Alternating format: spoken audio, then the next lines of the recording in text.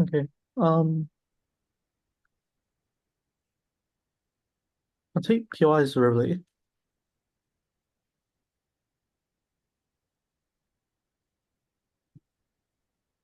Right. Start now.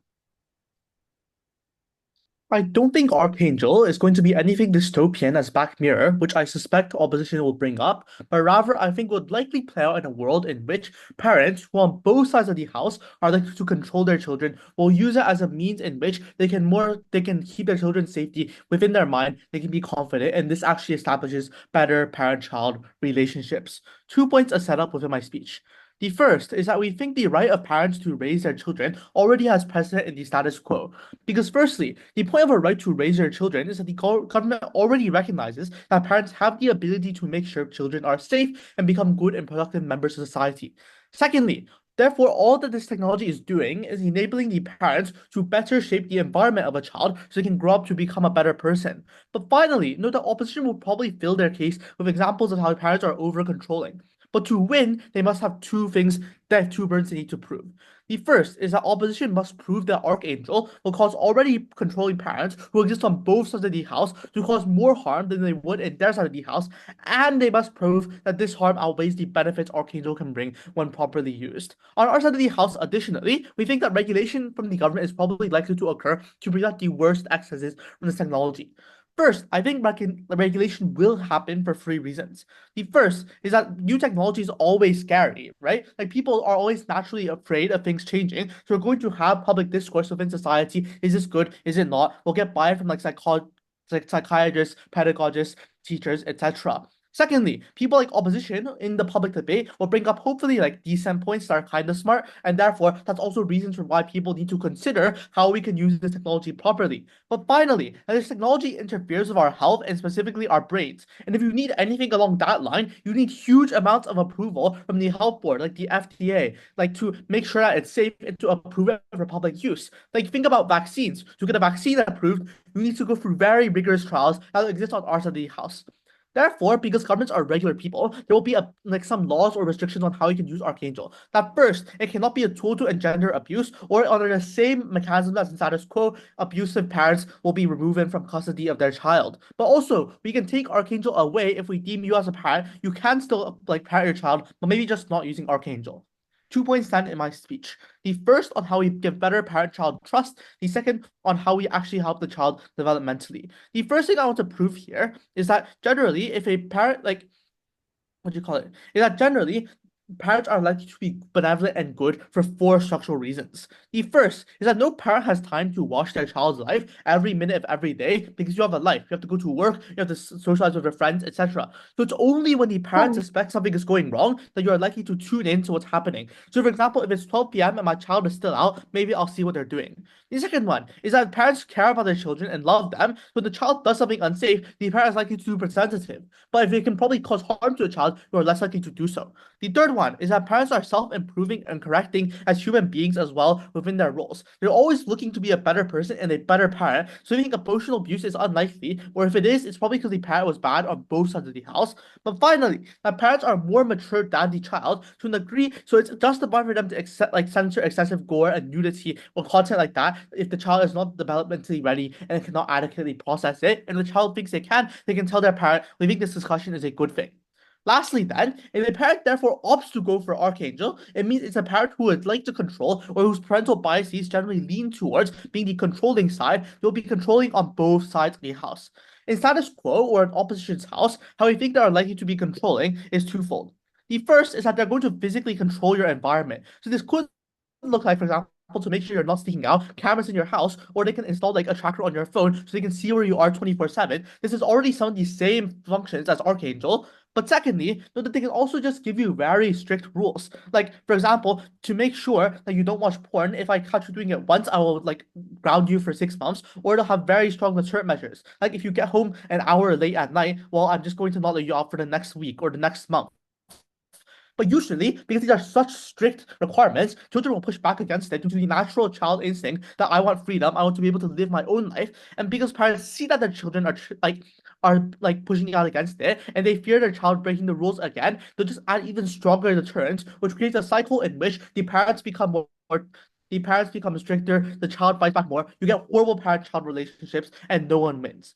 On our side of the house, this never happens for the very simple reason that Arkangel is a perfect deterrent or a perfect control. Because firstly, automatically it means your child cannot go out at midnight or they can't watch porn, but beyond that, your parent knows it's fine because they don't have to fear that the child is doing something behind their backs. So this super strong deterrent of like, for example, 1 hour late equals 1 week of grounding, that's unlikely to happen on our side of the house because the parent just knows I can set whatever I want in Arkangel. So you have to get home by 11, or maybe I'm just not going to let you watch porn. And after they said that, they can have full confidence that this measure is going to be followed to the T, and therefore they feel no need to be strict to the child extra. This means two things. The first is that parents can trust their children more because they know that if I like let you be free, at least Arkangel will control the worst excess of your behavior. So you'll see more freedom on our side of the house. But secondly, you don't have to do these things like the turret or yelling at your child to dissuade them. The Arkangel or the chip in your brain can do the same thing, so the child also doesn't see your parent as a horrible aggressor or like a complete totalitarian. On all sides, these parents overcorrect and restrict. You don't get any of this. But finally, on the idea of emotional level, before I take that, I'll take a POI. So your solution to parents and children not having good relationships with each other is to let the parent control every single aspect of the child's life. Well, I don't think it'll be every aspect. I already told you that on our side of the house, you'll only control the aspects in which you see are necessary. On your side, the parents will also control it. So let's say on both sides of the house, the parents don't want their child to watch porn. On our side, we can just go into the Arkangel app or whatever, select no porn, and we're done with it. On your side of the house, you would firstly put a screen time tracker on everything they're doing on the phone. Then, to make sure that they don't go to their friend's house and watch porn on a public library computer or something like that, you would probably have a very strong deterrent measure. So if you watch porn a single time, I'm going to ground you for a week, I'm going to ground you for a month, I'm going to tell your grandparents, blah, blah, blah, blah, blah, blah. We think it's going to be much stricter on your side of the house to get to the same results. Okay, great. On an emotional level, we think that parents are not very good at reading their children's emotions. Because first, they're from a different generation. Secondly, reproof tensions will already happen. But thirdly, these things are just hard to see. But also note that children have an incentive from hiding emotions from their parents because obviously, intuitively, as humans, you're just uncomfortable at being vulnerable in front of people. Usually, if this is allowed to fester, so for example, your child secretly hates that they have to do chores until they get really pissed, they refuse to do chores, and a parent lashes back out at them. On our side of the house, because you can see what your child is feeling before your child gets super angry, you can talk with them and you can actually defuse the situation. That's another way in which we resolve conflicts better on our side of the house. Very proud to propose.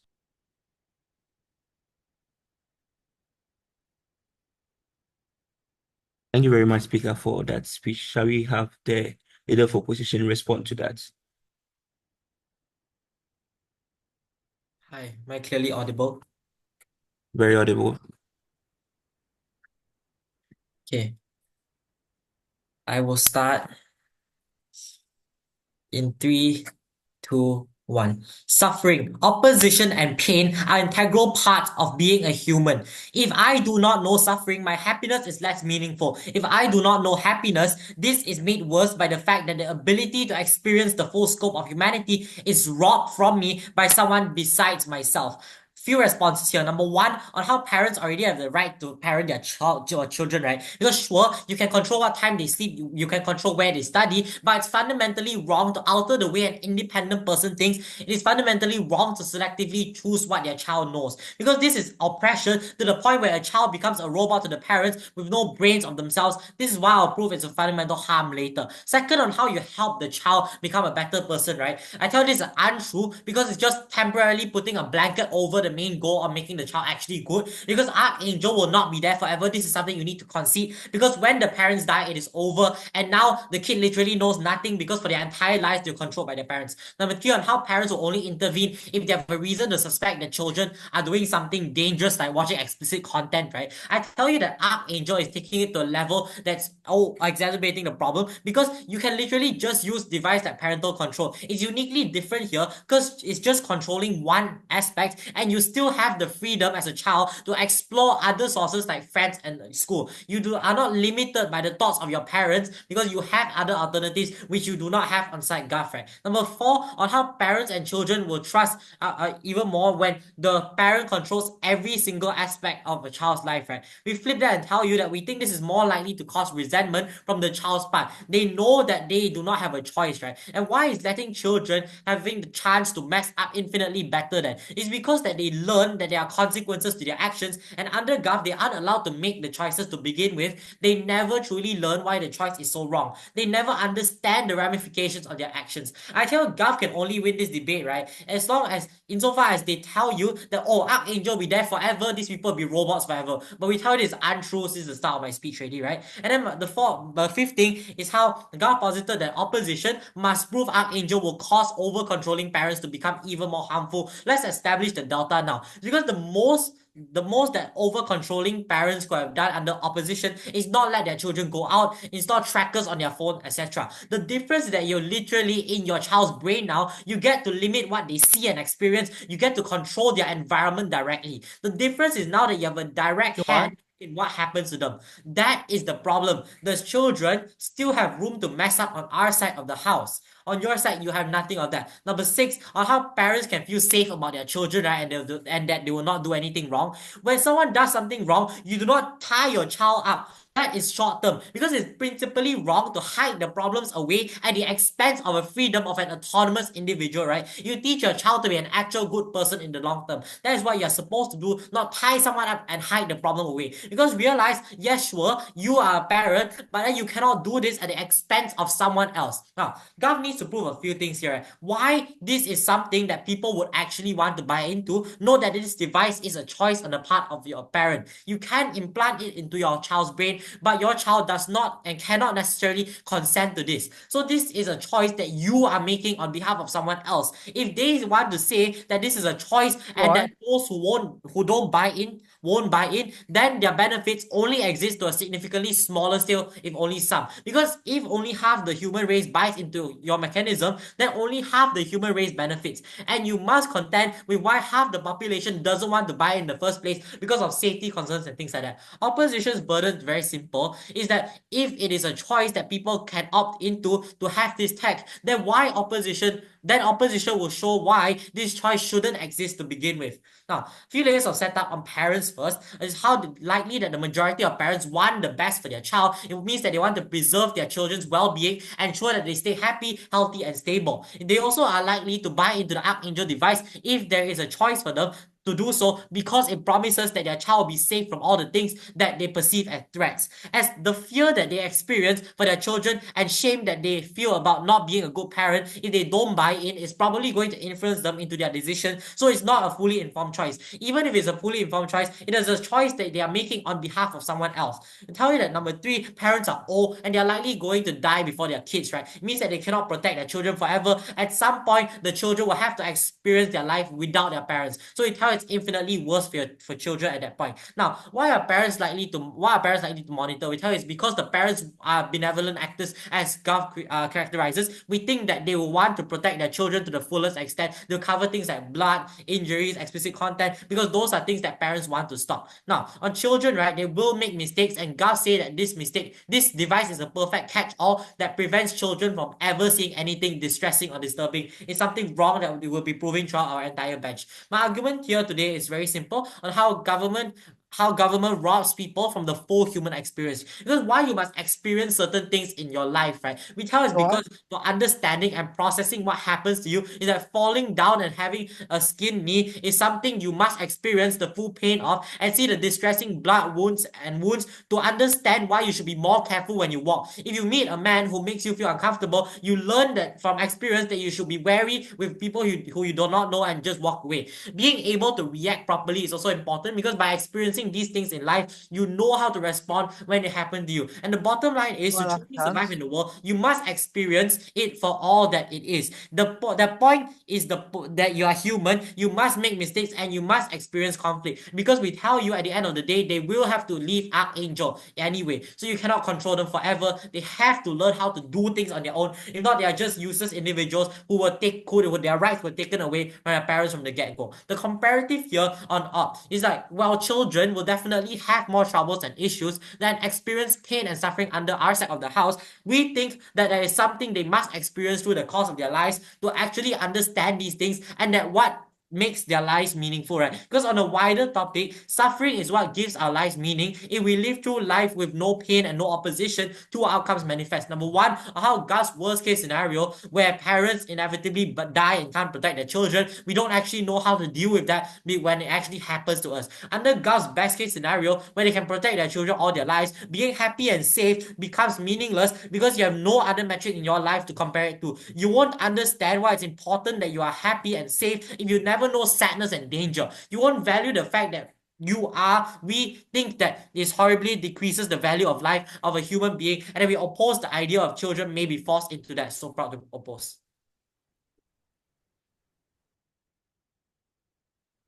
Thank you very much, Speaker, for that speech. Shall we have the DPM respond?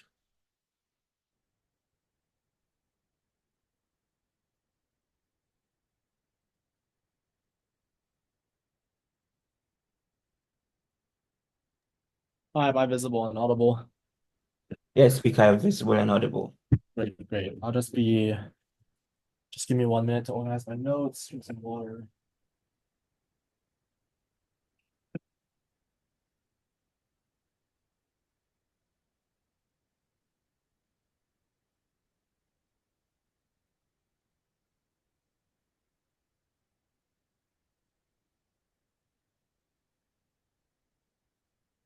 Okay.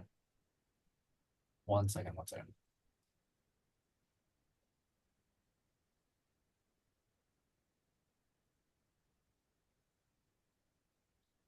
All right. Speech starts on my next word.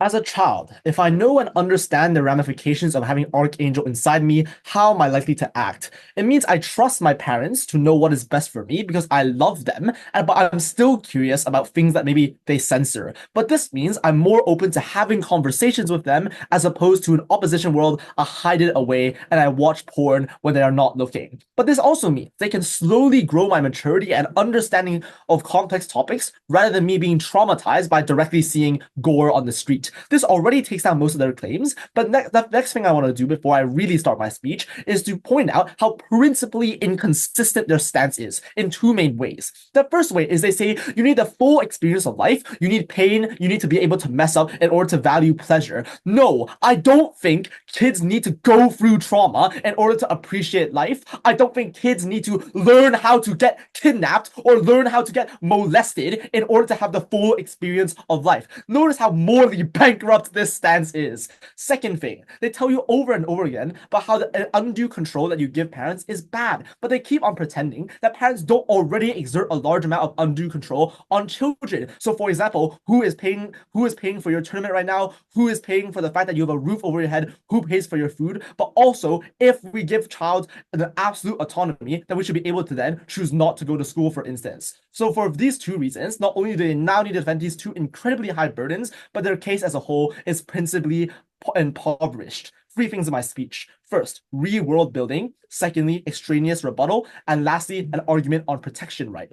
How is society then restructured with the existence of this technology? I first told you about how social norms still probably value privacy. This means when the child reaches 18 or adult age, the implant is removed and disabled entirely, at which they understand maturely what sex and violence and these things are through other mechanisms like education. This also means there are heavy regulations regarding the use of this technology later and the development of this technology by the government. So for example, you must be a certified parent to use it. You are not going to be over controlling and psychotic because the government will not trust these kind of parents with this technology. They have to be a functioning and good parent. They never contest this characterization.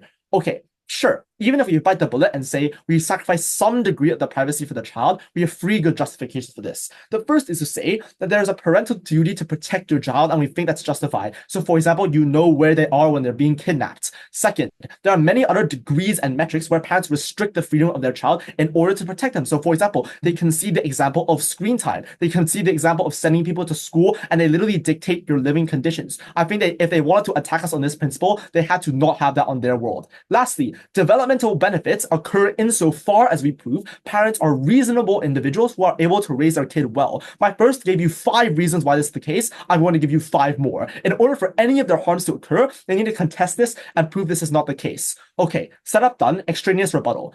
They tell you the only other harm that's sent in their case is that they tell you that these people will not be sheltered. But we tell you they will be sheltered. We tell you they will be sheltered for 3 strategic reasons. First, we increase trust, which means we increase the conversations that occur. Second, the children are naturally curious, and so parents will want to satisfy that curiosity. And lastly, there's a large degree as to how parents want to parent their child. They don't necessarily always censor certain things. And the last thing they say is, oh, you only impact half the human race. I think if half the human race could guarantee that their child was not being molested, was not being kidnapped, and was not bringing through trauma, this is probably still a net good thing. Before I move on, love to take a POI.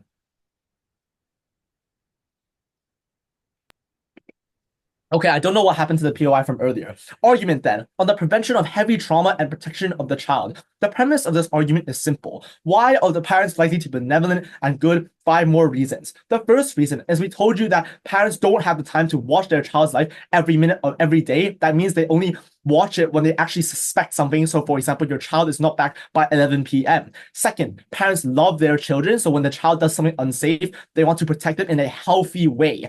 Third, parents are self-improving because they are correcting human beings, but also they're acting within their role as a parent, so that they're probably looking to become a better person and don't want to emotionally abuse the child. But fourthly, parents are more mature than a child. To a degree, it's justified for them to say censor excessive gore because the child is not developmentally ready for that. They cannot adequately process it. We told you it's a good thing if this spurs conversation. But lastly, there's a societal expectation for parents to fulfill their role, so they will be called out by fellow parents and checked by the government if they are being overly controlling. This means it is likely on our world, parents will do regular checkups on their child to make sure they're okay and safe, but not be intruding on every part of their lives. They had to be charitable. This kind of damage would happen on their world without oversight in 3 main ways. The first way is the child will be curious on both sides in the world. So for example, what they see on the internet or see on the streets, they have undue power to find out the ugly truth without having any mental capacity to handle it. So for example, watching viral clips of war and gore on the internet is enough to do damage, even if the child doesn't understand it at the time.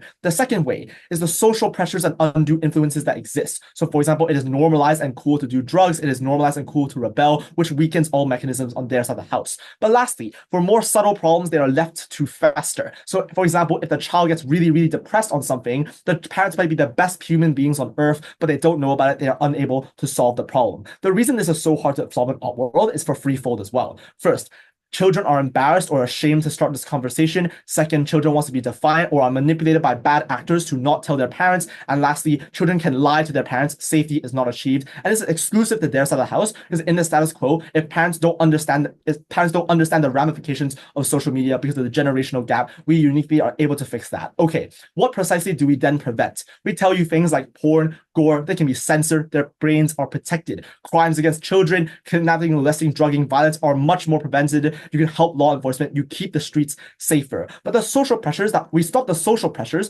because most children are monitored. There's unlikely to be this kid from 2 grades above who tell you to try this cool new candy because their parents are monitoring them too. But it also meant that parents are better able to find the identity of the bad influence and deal with the problem at its root. But okay, the worries and mental stress of the parents are also dealt with. So if my child is out late, but I know that they're safe through Arkangel, they're not lying to me, this decreases shouting matches. But lastly, parents are better able to have conversations with their child who steer them in the right direction if they know what is going on. So we lessen the risk, source, and impact of traumatic events. At the end of my speech, I want to again highlight how soft their stance is. They say that parents should not exert undue control, but they already control all avenues of life on opposition side. They cannot run a negative case to solve the problems that we illustrated. Proposition. Thank you.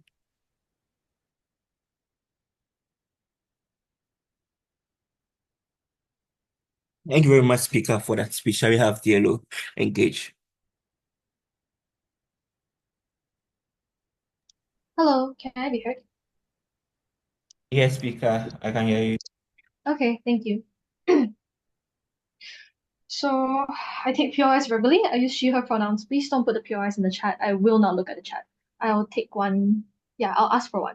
So starting in 3, 2, one. Even with no opposition case, I think the point at which government concedes that they will remove this device from the child at the moment they hit a certain age is the largest contradiction in their case, which washes out all their benefits and takes down any kind of benefit they have left standing. So proud to oppose. Two components in my speech then, some main response to the proposition push thus far. Secondly, I'm going to be reinforcing that actually three things. Thirdly, I'm going to be giving a responsive extension on who actually is going to improve parent-child relationships, since this is the metric the government wants to focus on. So firstly, they talk about how the child will be fully informed in this decision off the top of the DPM speech. Firstly, I don't understand why this is the case. If I am a child whose biggest concern is lollipops and skin knees and some other childish concern, I don't think that I'm going to be fully aware enough of the choice and to understand the full ramifications of what my parent is doing to me when they inject this device into my brain. I don't think this is something that children have a say in, or that's something that they can fully make an informed decision on, and it's not something that they can fully understand in the full scope of the situation at that time in their lives. In that sense, then this is something that the parent is making. It's a decision that a parent is making on the behalf of the child. More about why that's bad later on. Secondly, they talk about why that children don't need to go through trauma to experience the full scope of life. Firstly, if you want to engage with this only on our most extreme and harmful metric, then we tell you yes, children will experience trauma under outside of the house. But if you really want to go with your funny mechanism that parents will remove the device when you turn 18, then all your benefits about this and have people not experiencing trauma stop when your kid is gonna the moment your kid turns 18, because surprise, trauma is still going to exist when you become a legal adult. Thirdly, they talk about how parents still value privacy and will remove the device when you turn 18. This is genuinely the more worst and most unstrategic thing that you could have said in this round, because I don't know why children will suddenly understand sex and smoking when you take this off after 18 years of shielding them from these things, after 18 years of not allowing them to watch, of barring them from watching porn on their laptops, or not letting them smoke with their friends. I don't know why suddenly they're going to become astute, developed, and aware about all of these things and be able to handle them in a healthy way. In fact, under your side of the house, I think that the moment that this kind of mechanism is removed from children, that they're more likely to try to experience these things out of curiosity, out of never experiencing them before, never being exposed to them before, and then falling into these addictions in the first place. That is something that is likely to be worse under your side of the house. But then thirdly, they also talk about fourthly, they also talk about how parents will only watch when they suspect something. We think this is a really flimsy way to mitigate the lack of privacy that children experience, because bad things can happen around the clock, not only 11 p.m. or 12 p.m. that government likes to posit. If a parent is truly benevolent to the point where they do care about their child's well-being and care about their best interest, they probably won't look at the clock, think, oh, it's 9 p.m. I don't need to supervise my kid right now. No, the more likely alternative is that they're going to supervise their kid whenever possible, and that's probably something that still means that privacy will be exist to a lesser extent under your side of the house. To that extent, then you cannot co-opt privacy. Also, all the government regulation things are just a bit ridiculous because there's really little mechanism on why that's actually achievable. But in sixth, they talk about how parents already control every other aspect of your life and pay for your food, etc. So privacy doesn't really matter. Firstly, I paid for this tournament. Secondly, it's also a parent's job in their choice to have a child. That does not mean specifically that a parent gets to control what decisions the child makes. Because if your parent buys food for you, they probably still ask you, girl, what you want to eat? Or if they go to school, they probably still ask you want to go on the bus or you want to go on the car. There are still choices that a child can make under opposition side of the house when the child is still an individual person with the capacity to make their own decisions. That is something that cannot exist under government insofar as they do concede that they block privacy, that they remove that privacy mechanism when the child turns 18, and that they're probably just not going to benefit the child in any sense of the word. But then thirdly, secondly, I'm reinforcing that, right, the fact that people are able to experience the full scope of life is literally just a right that everyone deserves to have. The ability to deal with opposition, suffering, etc. are things that a child needs to go through in their lives. When they tell you that they get injured or they get exposed to sex, or when their friend hands them cigarettes, we tell you that even if they say yes in the short term and they smoke, that if their parents do find out and they do talk and they do have this shouting match, that is ultimately going to be better overall, because under your side of the house, the parent is just probably going to press a button to stop the child from doing it in the first place. The child never knows why they're not supposed to do it, and the child probably isn't going to go talk about it with their parents either, because it's just something that they weren't allowed to do, and they don't really understand why they can't do it. I don't know why they'll go and talk and have this productive conversation and suddenly love each other more under your side of the house. Again, this is something that is severely unmechanized, right? But also further on reinforcing the LO, because yes, children will have more trouble and more issues and will experience pain and suffering. We think that is specifically what makes them learn. That's what makes them be able to cope with the ability to experience life in all of its forms organically. And that is especially important when government does concede that they will have a certain point at which these kids are able to experience the full scope of life, because then at that point, under government, under opposition, at least they will know how to deal with those things already, while under government, they're more likely to drop into those addictions in the first place. But then one extension on improving parent-child relationships, and yes, before that, I'll take a point. Is a child or an 18-year-old better able to understand the ramifications of violence and sex? If your child grows into an 18-year-old that does not understand the ramifications of violence and sex, I don't know why they're suddenly going to do so under your side of the house, because they were never taught how to understand violence and sex regardless. They were never given that exposure prior to that experience. I don't think you educating them on it is suddenly going to make them astute, well-rounded, and functional adults. So on improving parent-child relationships, right, and who actually does this, we think that opposition has a far higher likelihood of achieving this insofar as the people are actually going to talk. Why is this likely? If your child is doing something like watching porn or smoking with their friends and you don't know, that is something that you're likely to find out insofar as you are their parent and you still have the level of supervision over their lives that government wants to claim. That means that there's something that you're likely to find out. Also, like, note the lack of impacting, right? If I smoke porn or like smoke cigarettes, so what, bro? Like, this is my kid, bro. Okay, so generally, it means that people are like more inclined to talk. That means that parents are more inclined to talk to their children when they're actually understanding that the children are doing something wrong and they want to stop it. That even if that is a shouting match, even if that manifests in the form of like arguing with each other, we think the point at which they talk is already the point at which they're able to come to a conclusion and they're able to reach a more cohesive conclusion about it, and the child is more likely to say, yeah, it's probably bad for me to smoke, it's probably bad for me to watch porn. If not because it's bad for me, then because my parent is probably not going to be happy about it and I probably shouldn't do it. But under opposition's world, the parent sees the child get handed a cigarette on the tablet, they censor the cigarette and make the child not want to take a cigarette. The child doesn't know why they don't want to take the cigarette, the child doesn't know why it's bad to take the cigarette in the first place, and the parent probably isn't going to talk to the child about it because the problem is already solved. The child already hasn't taken the cigarette. Why do you need to talk about it? So yes, even if there are shouting matches, we think the point at which they talk at all are beneficial enough, because when parents try to talk their children to, try to convince them and try to build good relationships in order to get to know them, only under opposition are they doing the legwork to make this possible in the first place. Under government, the problem is already solved, so parents feel less inclined to try and solve the issue in the first place. The parent necessarily just gets to choose what is the correct decision for the child under government, and that removes them from any further accountability of having to do anything else or trying to talk to their child, trying to make sure that they are more well-rounded, more mature person. And that is specifically the difference on this side of the house. This is why opposition takes the win. So proud to oppose. Thank you, Speaker, for that speech. Shall we have the Gav Web conclude the substantive speeches for Gav?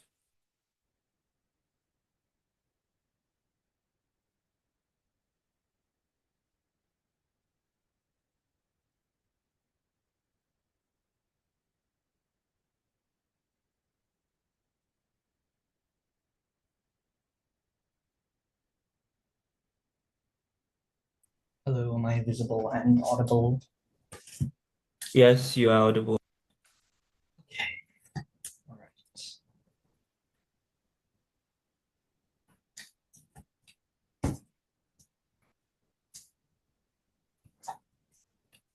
Okay then. My speech will start in 3, 2, 1.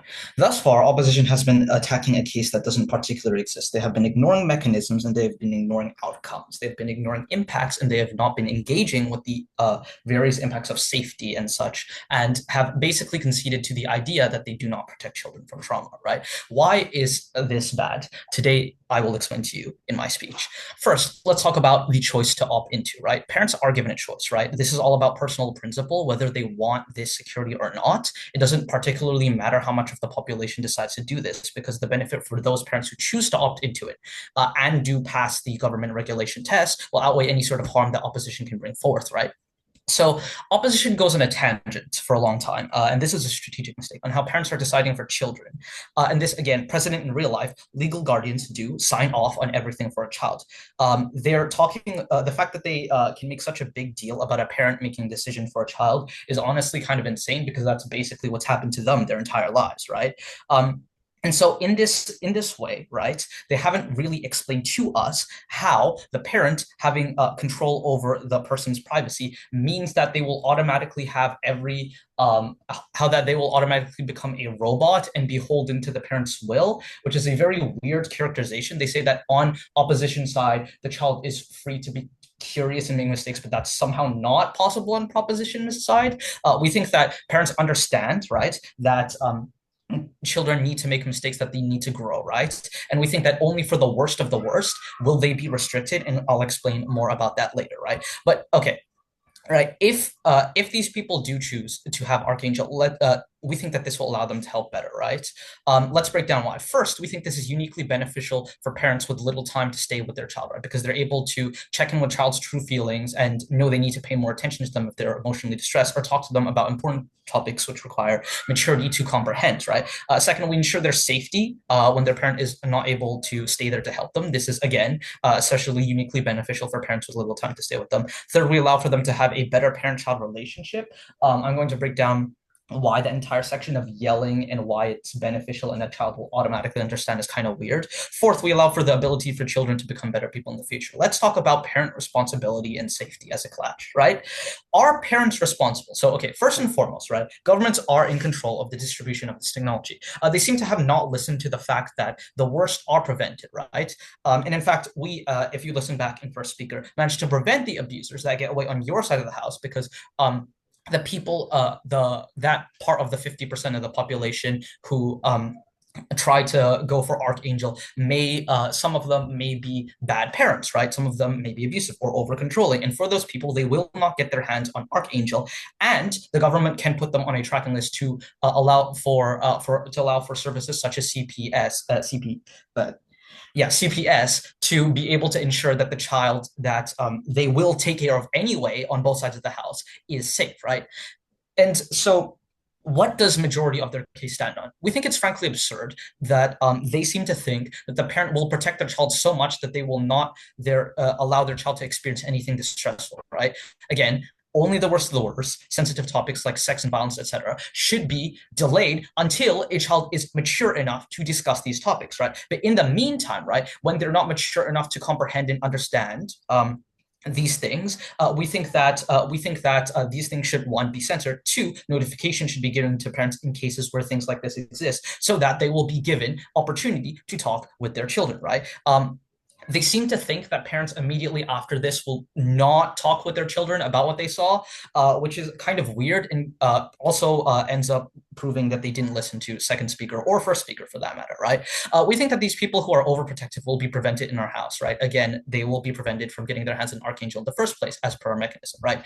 But in terms of controlling parents, again, we think this is parallel, right? Because we think that there's a similar amount of control on both sides, right? We think that the only difference between opposition and proposition side is knowledge, right? And in terms of this knowledge, we think that for those children who are rebelling against their parents, right? We think that this knowledge is important for parents to be able to make sure their children become better people, right? But let's talk about safety in nature of the outside world, because to be in this world is to be danger, and children are uniquely vulnerable due to being easily influenced, right? And even if they are they are on opposition side as well, not receiving the talk yet, right? Because they also presumably recognize that children need to be mature enough to understand certain topics, right? There are a myriad of peoples who will exploit this vulnerability. Children are unlikely to tell on opposition side of their house their parents about these things, right? Because of external pressures or and so on and so forth, like my second speaker has described. But the fact that children can be bullied up to the point where they commit suicide and the parents wouldn't know anything about it until after it has already happened, an opposition side already shows that they've lost the part of the clash on safety. If they become kidnapped, if they become addicted to drugs, not only is there no way for the other side to know, that single mother who is unable to attend to her child all the time will lose her child, and that's it. Second, parent-child trust and how the child becomes a better member of society. Let's talk about parent-child relationship, right? We agree that a parent-child relationship is built on trust. In this world, right, the child understands that a parent could be watching at any time, and so understands that they must be responsible. And the parent understands that they can tune into the child anytime, so they choose to trust their child as well, unless they're given notification that some bad thing has happened, i.e. some censor has occurred, or a child's emotional state is distressed, then they might tune in to see what's going on, right? And if it's something that might be something that they may receive something like bullying or some such, right? We think that the parent will be able to have the talk with the child. So, ignore them. If they're physically bullying you, report it, right? Avoid it, make your support structures, etc. Right? We think that kind of talk is better facilitated in our side of the house rather than not. So we think that actually, right? in the opposition side of the house, where you find the child doing this thing in secret, and you immediately go to yell at them, right? Because parents also may be angry and yell at their child at first, right? We think that the child will necessarily rebel when they are yelled at, because the parent may not understand the full context of the situation. We think that with this device, they may understand the full context of the situation. They understand the child was curious. They're also given time to cool off, right? Because there's likely a gap in time between where they see the child doing something that's bad and when they actually confront the child. And so we think that they're better able to responsibly talk to this child, right? But let's talk about who the child will become in the future, because they seem to believe the child is brought up in a blanket and seem to be thrown in the deep end, right? They have blatantly misunderstood this case, because if their friend offers a cigarette and the parent finds out, one, this is an if, and if the child gets addicted to cigarettes on the opposition side, they've already lost. Two, they've ignored the idea of conversation. And three, once these things are brought up by a parent in a controlled environment, and the parents know that Arkangel will not be there forever until a child becomes an adult, right? We think that these adult-child conversations will happen in a safe environment, and we think that once they become 18, they're not only more knowledgeable on our side of the house, but they are also better for it. Thank you very much for listening.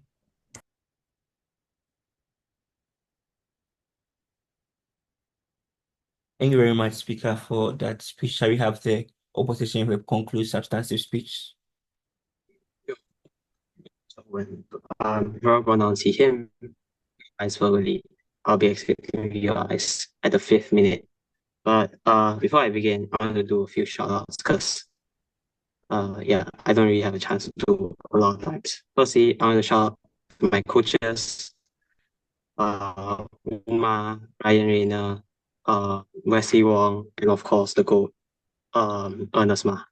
Secondly, lastly, you guys are the best. Lastly, I want to shout out to one of my teammates, Keegan Andrews. It has been a really intense week for us, but yeah, thanks for carrying me.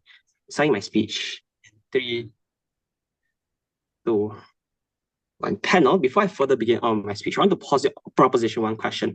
What is the point of Arkangel in the first place, when majority of the things that you do with Arkangel is something that these parents already do anyways under our side of the house? In order for you to materialize Arkangel, at some point, you need to cut in, you need to have control. Proposition cannot win because they give you 10 layers of analysis of explaining why they would. Because in order for them to not get addicted to porn or smoke, or like smoke in the first place, they have to first meet these issues. They have to then be educated that these issues are bad, but thirdly, then they have to know you cannot do these issues anyway, right? First thing I want to deal with is on all propositions say, oh, parents won't be over controlling, right? I think that at some point they get some extent of control. But 2 things that we've already explained to you. Number 1 is how there's a fear of danger and risk for parents, right? Proposition concedes that parents love these children. I think because they love these children, they inherently have the instinct to protect them every single time, right? Parents don't want children to smoke under our side, but because under our side, they have to spend quality time with them because there's like a sort of uncertainty that you can't control. Under your side, even if you don't want to control, it already beats your intuition in the first place. Secondly, told you is on how like there's a narrative to push these parents to be perfect parents, right? They probably don't want you to like face all of these issues. Therefore, at some extent, we never posited to you that these parents being over controlling is bad. We proved to you why this little extent of control is bad, right? Then second is on how like knowing that they can with these parents knowing that they can just filter and monitor these things, they would be less inclined to trust the children's judgment because they already love them. We've proven to you why at some extent they'll control even if they're not over controlling, right? I think the extent where the control is going to be crucial decisions or big things, or you have the intuition into doing bad things, right?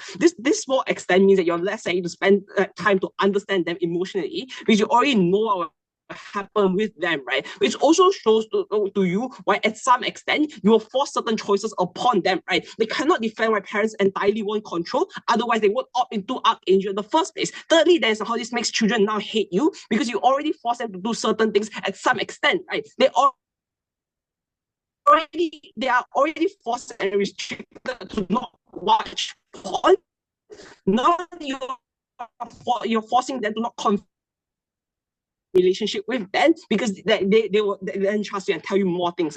But now you're forced because under our side of the house, you're forced to build these good relationships to understand them because of uncertainty. I think I first think that they are less likely to turn into porn because number one, they're already living happily because they have a good relationship with their parents. Number two, even if they do, because you know how these children react because you understand them, it is still going to be easy to find it out. Lastly, then is that even if the harm is already there, even until the time where parents find it out, we already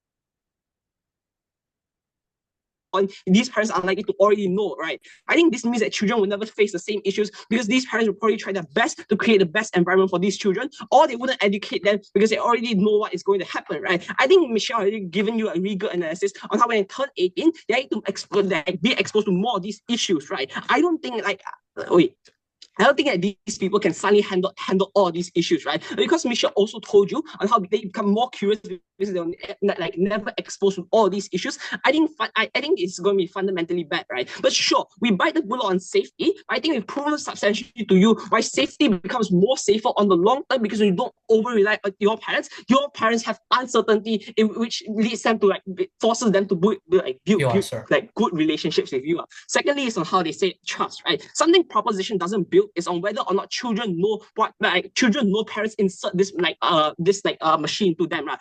It allows opposition to not assert to you and say yes, they actually do. This also means that they're less likely to trust you because no matter what they do, parents will still know, and children want autonomy because it's the nature of children, right? We already told you why trust is something that's fundamentally less under your side of the house. But secondly, there's on how they already say that these children want to try to hide their emotions, right? I think it is because they try to hide it, that parents have to fundamentally build good relationships in order to understand them, right? And thirdly, there's I don't think restricting porn is going to be the main center about this debate, because if parents want to restrict porn, they will restrict to under our side of the house. This debate is going to be unpredictable things in which you cannot control, things like feeling emotions or making bad decisions or making bad choices, right? This is important because it washes down a large extent of PM's case as he keeps using porn as an example, which I don't know why, right? Then fourthly, there's even if you have a bad relationship under our side of the house, we flip this over by saying how this is actually good, because from the get-go, you already don't rely on them in the first place, but because you're already forced to make decisions on your own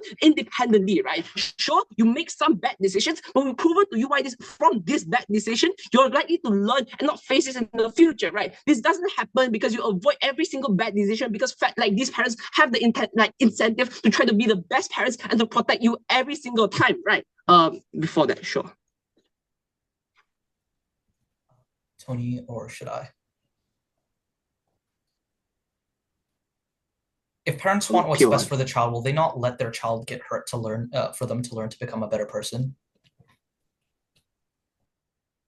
I think I've already somewhere in my speech, from the beginning of my speech, I've proven to you why, because they have the fear of danger and risk, because there's already a narrative that you do also concede things like pushing parents to be the perfect parent, right? I think all of these structures already proven to you why at some extent you cannot fully control these parents' emotions because it already beats your intuition in the first place. I think two clashes under this, right? Number one is it going to be beneficial for children, right? I think the moment where opposition is going to win is because opposition frames to you that children will learn because they make bad decisions, and from that bad decisions, they're not likely to repeat these bad decisions because bad outcomes are.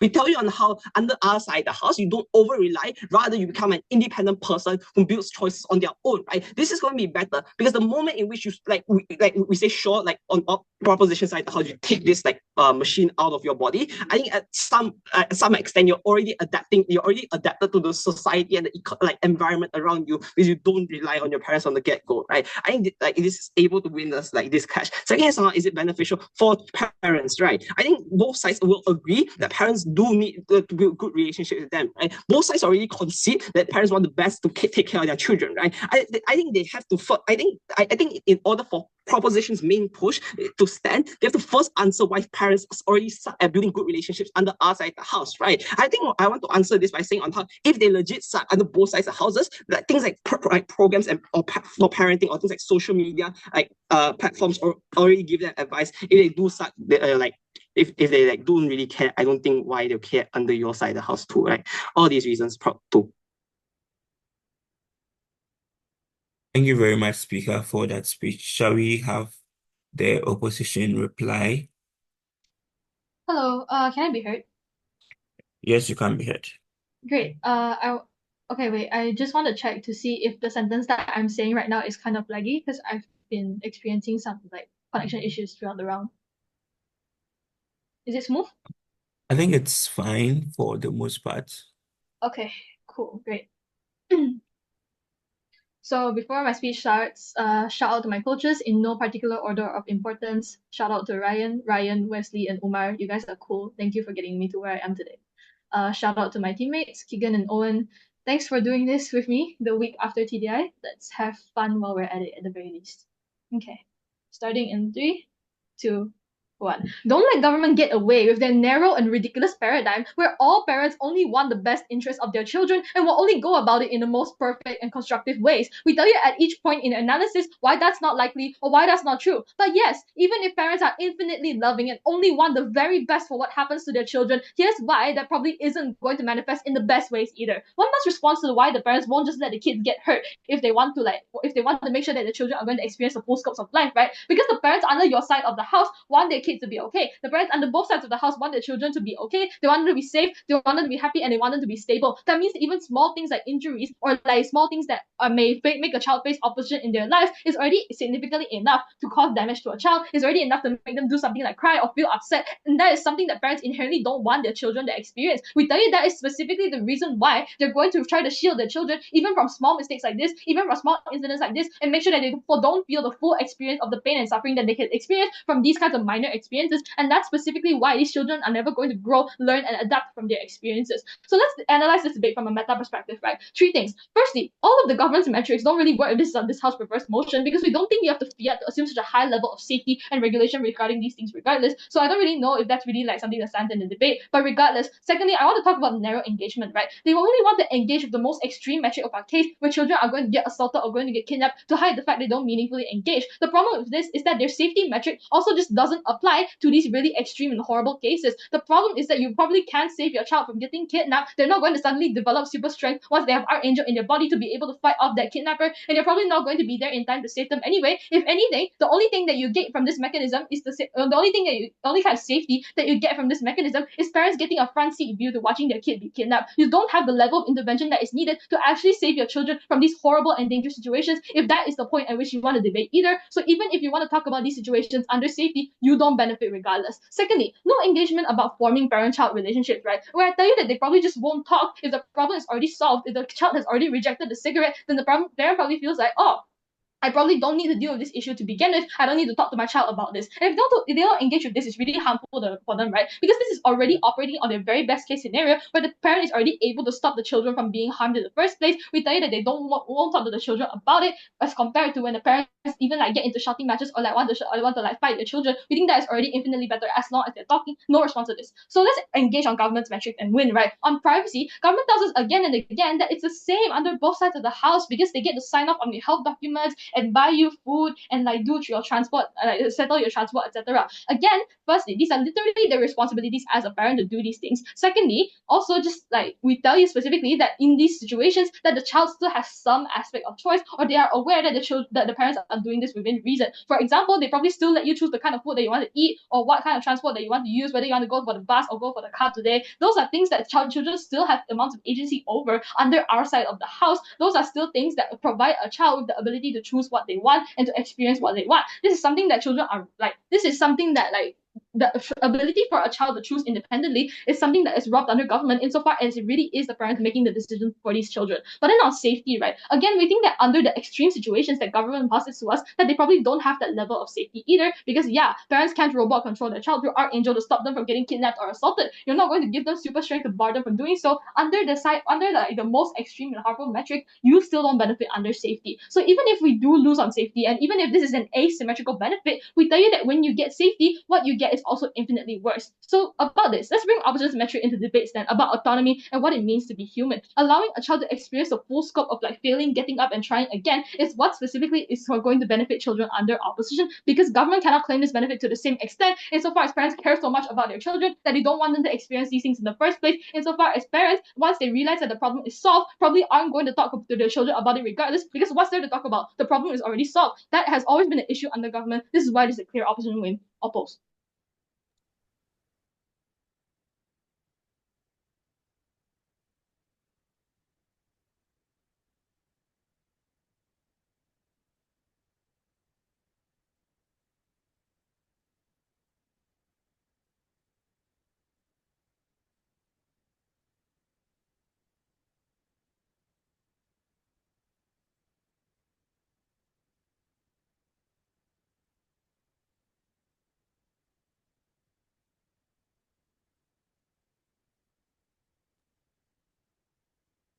Am I visible and audible?